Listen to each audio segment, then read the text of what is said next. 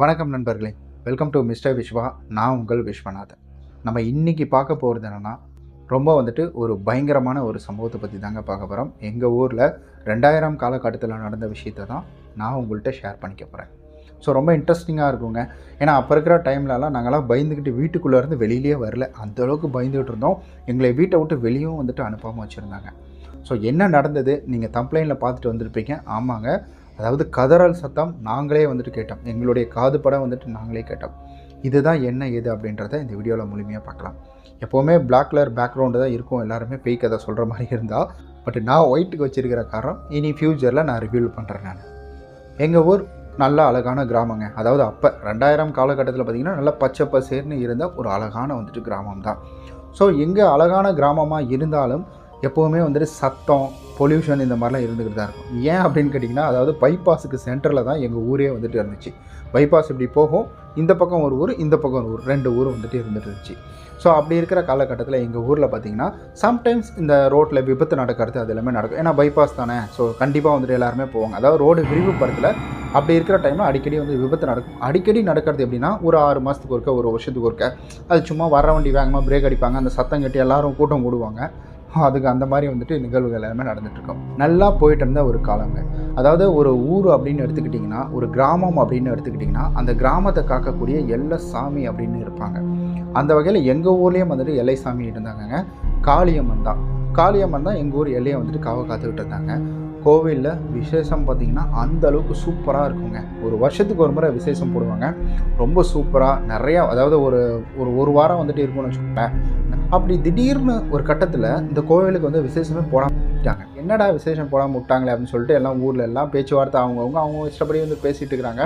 அப்புறமேட்டுக்கு இந்த பொதுக்கூட்டம்லாம் கூட்டுவாங்க பார்த்தீங்களா, கோவிலுக்குன்னு ஜனங்கள்லாம் கூடி பேசுவாங்க. ஏன் விசேஷம் நடத்தாமல் இருக்குது அப்படின்னு சொல்லிட்டு வருஷத்துக்கு ஒரு முறை ஒரு கூட்டம் மாதிரி கூட்டி பேசிகிட்டு இருந்தாங்க. அப்போ நாங்கள் அரச பொருசெல்லாம் கேட்டது என்னன்னா, ஸோ இது போல் அந்த கோவிலுக்குன்னு சாமி ஆடுறவங்க இருப்பாங்க. அந்த சாமி ஆடுறவங்களுக்கு சரியான ஆவதி கொடுக்கல, அதாவது தட்சணை கொடுத்து அவங்களை கூப்பிடல, மரியாதை அவங்களுக்கு செலுத்தலை அப்படின்னு சொல்லிட்டு அந்த சாமி ஆடுறவங்க கோவிலுக்கு வரல. அவங்க கோவிலுக்கு வராததுனால அந்த கோவிலில் இருக்கக்கூடிய சாமி அவங்க மேலே தான் வரும். இப்போ ஒருத்தருக்கு கருப்பு சாமி வரும்னா கருப்பு சாமி வரும் அவங்க மேலே, ஒருத்தவங்களுக்கு காளியம்மன் வரும்னா காளியம்மன் வரும். இப்படி தான் அவங்க வரும். அதே போல் இவங்களுடைய உடம்புல பார்த்திங்கன்னா காளியம்மன் தான் சாமியாக வருவாங்க. இவங்க கோவிலுக்கு வராததுனால கோவில் விசேஷம் நடத்துகிறாங்க, ஆனால் சாமி வரல. இங்கே அருள்வாக்கு சொல்ல சாமி வரல. எனக்கு சந்தோஷமாக இருக்குது, நீங்கள் நடத்துனது எனக்கு ரொம்ப பிடிச்சிருக்கு அப்படின்ற மாதிரி சொல்லும் சாமி எப்போவுமே ஒவ்வொரு தடவையும் விசேஷம் பண்ணக்குள்ள. பட் இந்த தடவை வரல. அதனால தான் இவங்க கோவில் விசேஷமே வேணாம் அப்படின்னு சொல்லிட்டு நிறுத்தி வச்சுட்டாங்க. இப்போ ரோடு எடுக்கிற பிரச்சனை அப்படின்றது பார்த்திங்கன்னா போயிட்டுருக்குது. அதே சமயம் இங்கே சில விபத்துகள் அப்நார்மலாக நடந்துகிட்ருக்கு. காலையில் ஒரு விபத்து நடக்கும், அப்படியே மதியம் ஒரு விபத்து, சாயந்தரம் ஒரு விபத்து நடக்கும். 3 நேரமும் பார்த்திங்கன்னா ஏதாவது ஒரு விபத்து அப்படின்றது நடக்கும். டெய்லியும் நடக்கும். டெய்லியும் ஏதாவது ஒரு விபத்து நடக்கும். யாருக்காவது கால் உடஞ்சிரும், இல்லை ஆட்டோ எடுத்துகிட்டு அந்த இதில் இடித்து, அதாவது ஆட்டோ நேருக்கு நேர் இடித்து, அந்த சின்ன யானை அப்போல்லாம் ஃபேமஸ் சின்ன யானை உள்ள மாட்டினவங்களை கடப்பாரை வச்சு ஆம்புலன்ஸ் வர்றதுக்கு முன்னாடி நாங்களே அப்போல்லாம் நிறைய பேர் ஊரில் இருக்கிறவங்களே அவங்கள வெளியில் எடுத்துருக்குறோம். அந்த மாதிரி நிகழ்வுகள்லாம் நடக்க ஆரம்பிச்சிச்சு தொடர்ந்து. இதெல்லாம் பார்த்துட்டு தான் இருக்கிறாங்க ஊரில் இருக்கிற பெரியவங்க எல்லாருமே. எங்கள் ஊரில் பார்த்திங்கன்னா வேகத்தடை கூட கிடையாது. ஸோ எல்லாமே ஃபுல்லாகவே பைபாஸு. ஒரு 50 கிலோமீட்டருக்கு பார்த்திங்கன்னா ஒரே ஸ்ட்ரெயிட்டு தான். இங்கே எங்கேயுமே வளையிறது நெளியிறது எதுவுமே கிடையாது. ஒரே ஸ்ட்ரெயிட்டில் இந்த இடத்துல மட்டும் ஏன் விபத்து நடக்கணும் அப்படின்றது தான். இதில் மற்ற இதெல்லாம் சொல்லுவாங்க பார்த்திங்களா, பள்ளம் நல்லா வளைஞ்சி போகணும், அந்த மாதிரிலாம் அங்கே கிடையவே கிடையாது. அங்கே ஒரே நேர் ஸ்ட்ரெயிட் ரோடு தான். இதில் குறுக்க யாராவது விபத்து நடக்கிறது அந்த மாதிரிலாம் கிடையாது. வண்டி நேருக்கு மோதிக்கும். இப்படி தான் நடக்கும் அங்கே விபத்து. ஒரு கர்ப்பிணி பெண் ஸ்கூட்டியில் வராங்க. ஸ்கூட்டியில் வரக்குள்ள அவங்களுக்கு விபத்து ஏற்படுது. அந்த இடத்துலையே அவங்க இறந்துடுறாங்க. அவங்க கூட வந்தவங்க மட்டும் உயிரோடு இருக்கிறாங்க. அவங்களும் ஹாஸ்பிட்டலில் போயிட்டு இறந்துட்டு தான் ஒரு தகவல். பட் பெருசாக எங்களுக்கு தெரியல. இதே போல் அந்த விபத்து ஆனதுக்கப்புறம் இதுக்கப்புறமும் நம்ம அமைதியாக இருக்கக்கூடாது அப்படின்னு சொல்லிட்டு அந்த ஊரில் இருக்கிற ஒரு சில பெரியவங்க எல்லாருமே சேர்ந்து என்ன செய்கிறாங்கன்னா, ஸோ கோவிலில் போய்ட்டு குறி கேட்க ஆரம்பிக்கிறாங்க. ஒரு இதுக்குன்னே ஜாதகம் சொல்கிறவங்க, அதாவது குறி சொல்கிறவங்களாம் இருப்பாங்க, அவங்களெல்லாம் பார்த்து பேச ஆரம்பிக்கிறாங்க. அப்போ தான் இது போல் சொல்கிறாங்க, இது கடவுளினுடைய வேலை கிடையாது. இப்போ ஒரு எடுத்துக்காட்டுக்கு ஒரு வீட்டுக்கு ஒரு காவலன் இல்லை, உங்கள் வீட்டுக்கு நீங்கள் பூட்டு போடலை அப்படின்னா யார் வேணால் உள்ளே உங்கள் வீட்டில் இருக்கிற பொருளை எடுத்துகிட்டு போயிடலாம். அதே மாதிரி தான் இந்த எல்லைக்கு காவல் தெய்வம் இல்லாததுனால கெட்ட சக்திகள் அதுங்களுடைய வேலையை காமிக்குது அப்படின்னு சொல்லி அவர் சொல்ல, அதுக்கப்புறம் இங்கே வந்து இந்த பூசாரி வந்துட்டு சாமி ஆடுவாங்க பார்த்தீங்களா, அவங்கள்ட்ட கேட்டதுக்கு அவங்க எனக்கான மரியாதை கொடுக்கல, நான் என்ன போய் பண்ணுறது, இத்தனை நாள் வேறு மாதிரி கூப்பிட்டாங்க, இப்போ வந்துட்டு தலைமை மாறினதுக்கப்புறம் இப்போ இருக்கிறவங்க வந்துட்டு வேறு மாதிரி கூப்பிட்றாங்களே அப்படின்னு சொல்லிட்டு அவங்க ஒரு பக்கம் அவங்க புலம்ப ஆரம்பிச்சிட்டாங்க. ஸோ இதெல்லாம் கேட்ட ஊர் மக்கள் அதுக்கப்புறம் அவங்கள்ட்ட பேசி சமாதானப்படுத்தி, அப்புறம் அந்த தலைமை ஏற்றவங்க அவங்கள்ட்ட பேசி அவங்கள சமாதானப்படுத்தி இதெல்லாம் நடந்துகிட்ருக்குது ஊரில், இதுக்கப்புறம் வந்துட்டு இதே நடந்துட்டுருக்குதுன்னா வேலையாகாது அப்படின்னு வந்துட்டு சொல்கிறாங்க. அப்புறம் அங்கே வந்துட்டு எல்லாமே பண்ணுறாங்க, அதாவது பூஜை பண்ணுறாங்க, ஆடை வெட்டி வந்துட்டு சுற்றியும் வந்துட்டு இழுத்துட்டு வந்தாங்க, எல்லை வரைக்கும் வந்துட்டு சுற்றிட்டு வந்தாங்க அவங்க, அதாவது சுற்றி ரோடை சுற்றி வந்துட்டு இழுத்துட்டு வந்தாங்க, இழுத்துட்டு வந்து கோவிலில் வந்துட்டு அந்த கிடா வந்துட்டு போட்டுட்டாங்க. ஸோ இந்த வந்துட்டு வழிபாடு அப்படின்றது நடந்து முடிஞ்சிருச்சு. நடந்து முடிஞ்சதுக்கப்புறம் நிஜமாக சொல்கிறேன், எந்த விபத்துமே அங்கே நடக்கலை, ஒரு விபத்து கூட அந்த இடத்துல நடக்கவே இல்லைங்க. எங்களுக்கே ஆச்சரியமாக இருந்தது, அந்த வயசில் எங்களுக்கெல்லாம் ஒன்றும் தெரியாது இல்லைங்களா, ஸோ அந்தளவுக்கு வந்துட்டு ஆச்சரியமாக இருந்தது. அதுக்கப்புறமேட்டுக்கு தாங்க பெரிய தலைவலி அப்படின்றது வர ஆரம்பிச்சிது. இந்த ரோடு எடுக்க ஆரம்பித்தாங்க, இருக்கிற புளிய மரம் எல்லாத்தையுமே வெட்டி சாய்க்க ஆரம்பித்தாங்க. அதாவது ரோடு இப்படி இருக்குன்னா, இது பக்கத்துலேயே இந்த இடத்துலையே பார்த்திங்கன்னா இருக்கும், இந்த மூலையில் வந்துட்டு கோவில் இருக்கும், இப்படி வந்து சந்து போகும், நேராக பைபாஸ் ரோடு வந்துட்டு போயிட்டுருக்கோம். ஸோ அப்படி இருந்த வந்துட்டு ஒரு ரோட்டில் இப்போ அந்த மரத்தை எடுக்கணும்னு வந்துட்டு சொல்லிட்டாங்க.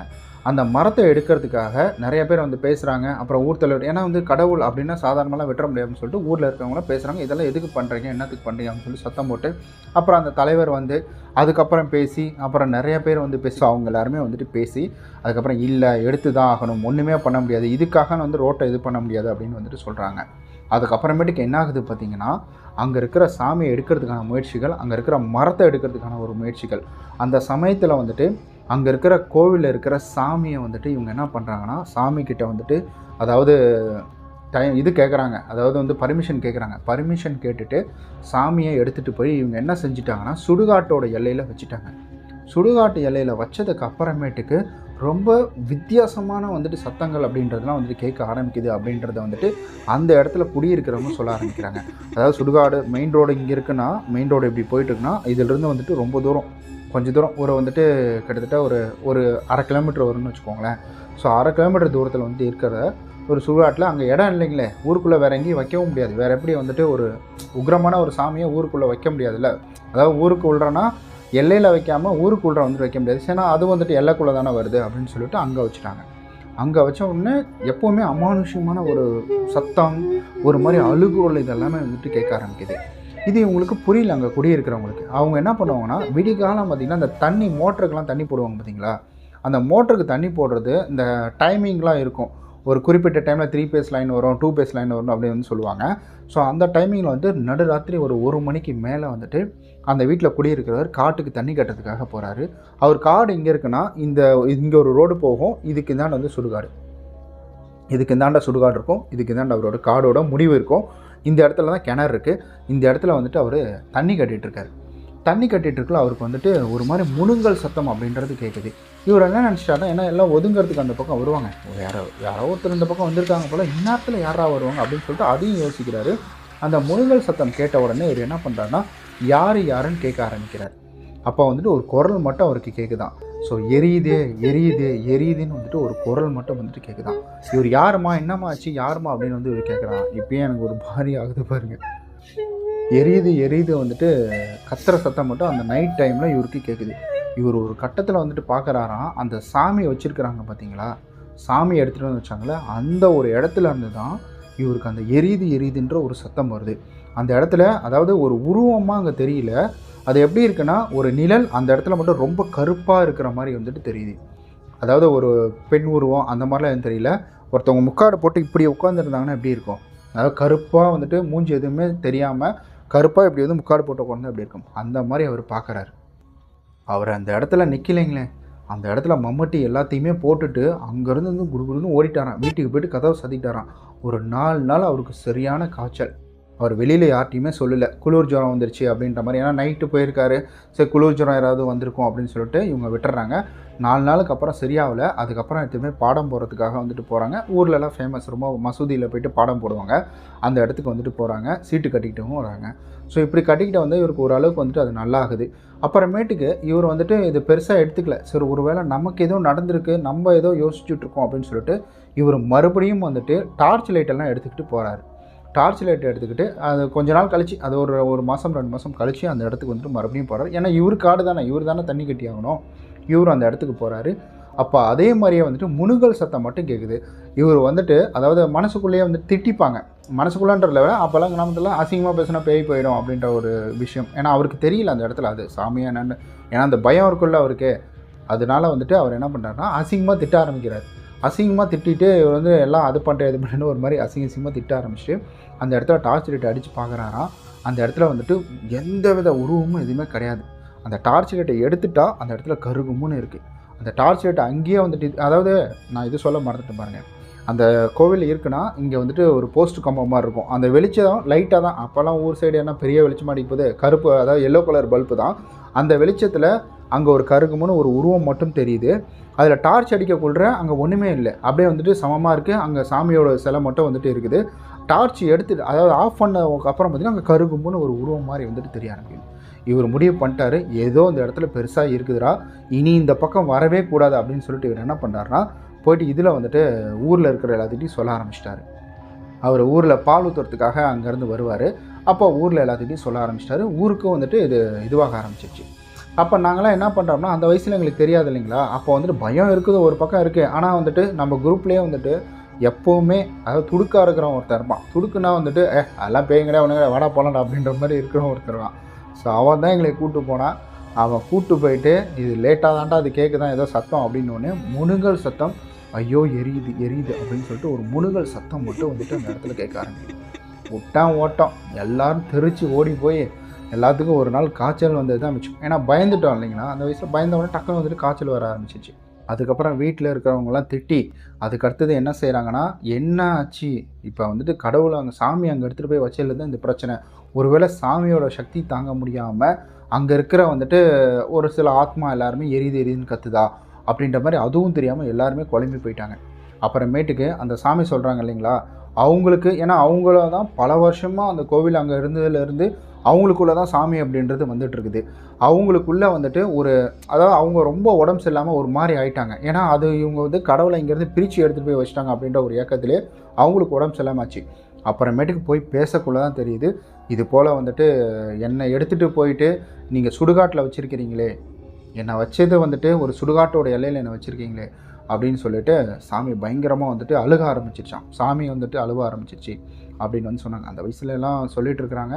நாங்களும் பக்கத்துலலாம் எங்களை பக்கத்தில் நிற்க உள்ள தூரமாக நின்று நாங்கள் அதையும் வந்துட்டு பார்த்துட்ருக்கோம். ஸோ இப்படி வந்து சாமி அழுகுது. அந்த ஊரில் இருக்கிறவங்க அதுக்கப்புறம் அந்த பெரிய மனுஷங்க இவங்க எல்லாருமே சேர்ந்து அதுக்கு அடுத்தது இந்த சாமி இங்கேயே எடுத்துகிட்டு வந்து வைக்கலான்னு பேச்சு. ஆனால் இங்கே கவர்மெண்ட்டோட ரோடு வருது. என்ன செய்ய முடியுங்க? ஒன்றுமே பண்ண முடியாது. இப்போ என்னாச்சுன்னா இதில் இன்னொரு கொடுமையான விஷயம் என்ன நடந்துட்டுருக்குன்னா அந்த மரத்தை எடுக்கிறதுக்காக வந்த ஒரு அதிகாரி ஒரு விபத்துனால அவர் இறந்துட்டார். ஒரு மரத்தை எடுக்க வந்தவர் அவர் என்ன ஆனார்னே தெரியலையாம்.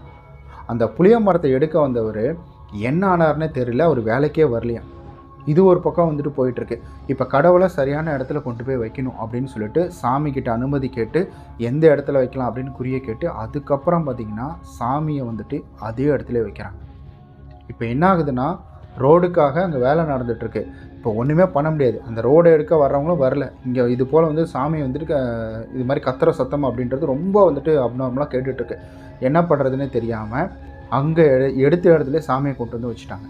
ஸோ இதுக்கப்புறம் என்ன நடந்தது அப்படின்றத அடுத்த வீடியோவில் பார்க்கலாம். ஏன்னா இதே பார்த்திங்கன்னா டியூரேஷன் 1/4 மணி நேரம் அதாவது 10 நிமிஷத்துக்கு மேலே வந்துருச்சு. ஸோ நிஜமாக வந்துட்டு இன்னும் லென்த்தாக போயிட்டு இருந்தால் நம்ம ஒரே வீடியோவிலே 1 மணி நேரம் கதையை வந்துட்டு சொல்லிட முடியாது. ரொம்ப போர் அடிக்க ஆரம்பிச்சிடும். ஸோ அதனால் நெக்ஸ்ட் வீடியோ கண்டிப்பாக வந்துட்டு நீங்கள் இணைஞ்சே இருங்க. ஸோ நெக்ஸ்ட் வீடியோ இன்னும் கொஞ்சம் சுவாரஸ்யமாக இருக்கும். ஸோ அந்தளவுக்கு பயந்துட்டு இருந்த ஒரு காலகட்டம் இன்னும் நிறையா நடந்திருக்கு. அதை எல்லாத்தையுமே உங்கள்கிட்ட நான் பகிர்ந்துக்கிறேன். ஸோ நம்ம சேனலை மறக்காமல் சப்ஸ்கிரைப் பண்ணிவிட்டு கூட இணைஞ்சிருங்க. இனி டெய்லியும் வந்துட்டு ஒரு அமானுஷ்யமான ஒரு வீடியோ, ஒரு பேய் சம்மந்தப்பட்ட வீடியோ. இந்த சீரியஸை முடிச்சுட்டு இதுக்கு அடுத்தது என்னுடைய ரியல் லைஃப்பில் நடந்தது, நான் இங்கே சென்னைக்கு வந்தப்போ வந்துட்டு எனக்கு நடந்த விஷயங்கள், என்னுடைய வீட்டில் அதாவது குட்டிச்சத்தா மாதிரி ஒன்று நடந்து ஓடினது. இது சொல்ல வேணால் காமெடியாக இருக்கலாம், பட் ஆனால் அதெல்லாம் உண்மை. இதெல்லாம் நான் கண் கூட வந்துட்டு பார்த்தேன். இது எல்லாத்தையுமே நான் உங்கள்கிட்ட இனி வரும் வீடியோக்குள்ளே பகிர்ந்துக்கிறேன். நம்ம நாளைக்கு வேறு ஒரு வீடியோவில் சந்திக்கலாம். பாய்.